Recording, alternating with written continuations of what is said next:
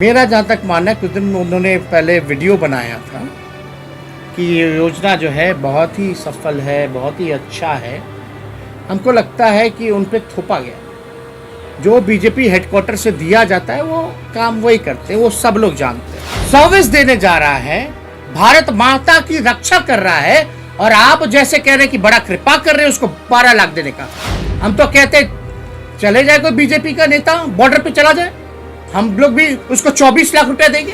Insider live में आपका स्वागत है। आपके साथ में मैं हूं अनामिका।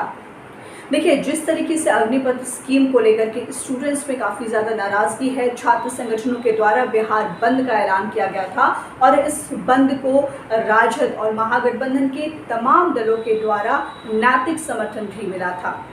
और साथ साथ कह सकते हैं कि न सिर्फ राजद बल्कि कई और पार्टियां थी जो छात्र के समर्थन में सड़कों पर उतरी थी। लेकिन इस बार की बात करें तो कह सकते हैं कि हर बार की तरह इस बार भी विपक्ष का जो सबसे बड़ा चेहरा है यानी कि तेजस्वी यादव, वो बिहार पटना में मौजूद नहीं है। कई बार तेजस्वी यादव के ऊपर ये आरोप लगाए गए हैं कि जब भी बिहार में कुछ होता है तेजस्वी यादव यहाँ से गायब हो जाते हैं। लेकिन इस बार तेजस्वी यादव ने इस बात का खंडन कर दिया है। तेजस्वी यादव निश्चित तौर पर बिहार पटना में नहीं है, दिल्ली में है, और दिल्ली से इस बार हुंकार भरी है। दिल्ली में एक प्रेस कॉन्फ्रेंस किया और सरकार को सवालों के, कह सकते हैं कि सवालों से घेर लिया है। तेजस्वी यादव ने तमाम तरह के सवाल पूछे केंद्र सरकार से और ये भी कहा है कि केंद्र सरकार बिना सोचे समझे कई योजनाएं लेकर के आती है जिसका टेक ऑफ के पहले ही क्रैश हो जाता है। इसलिए सरकार तुरंत तत्काल इस योजना को वापस ले। और ये भी कहा कि जिस देश की युवा की आत्मा दुखी है यानी कि वहाँ के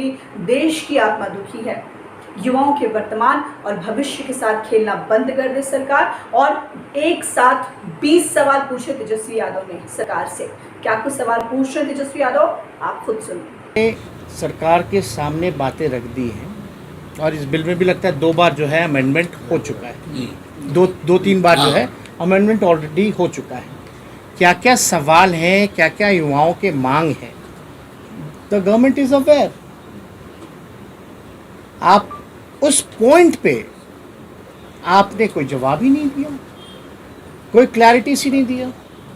कोई टेक्निकल सवाल जो आज हमने पूछा उसका हम उम्मीद करते हैं कि आप लोगों के माध्यम से सरकार तक इस बात को पहुंचाएं, और पूरी हमें विश्वास है कि आप जवाब लेकर के आएंगे।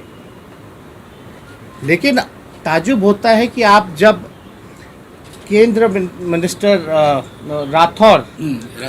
राजवर्धन राठौर जी ओलंपिक गोल्ड मेडलिस्ट हैं और सेना में वो सर्विस भी दे चुके हैं।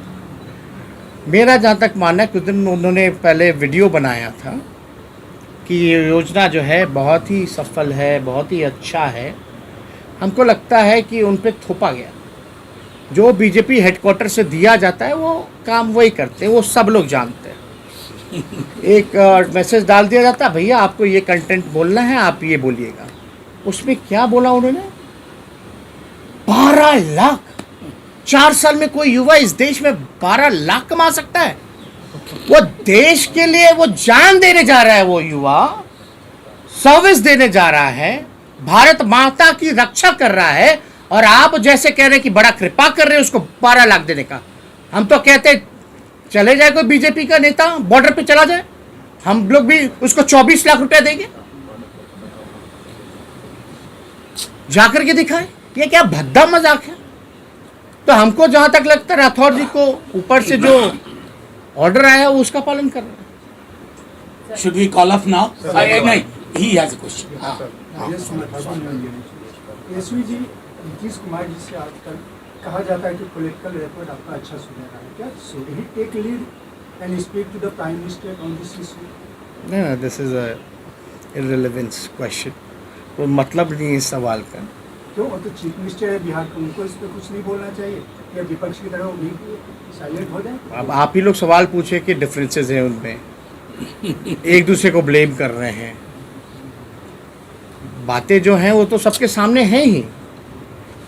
क्या चीज़ का रिस्पॉन्सिबिलिटी लेना चाहिए, बात करना चाहिए? अरे देश के जो नौजवान हैं जो ट्रेनिंग कर रहे हैं, आप हर राज्यों से एक डेलीगेशन मंगा लीजिए उनका और उनसे बात कर लीजिए। सरकार अपना प्रतिनिधि जहाँ जहाँ ट्रेनिंग होते हैं, जहाँ जहाँ तैयारियां होती हैं वहाँ भेज दे, लोगों से बात कर ले।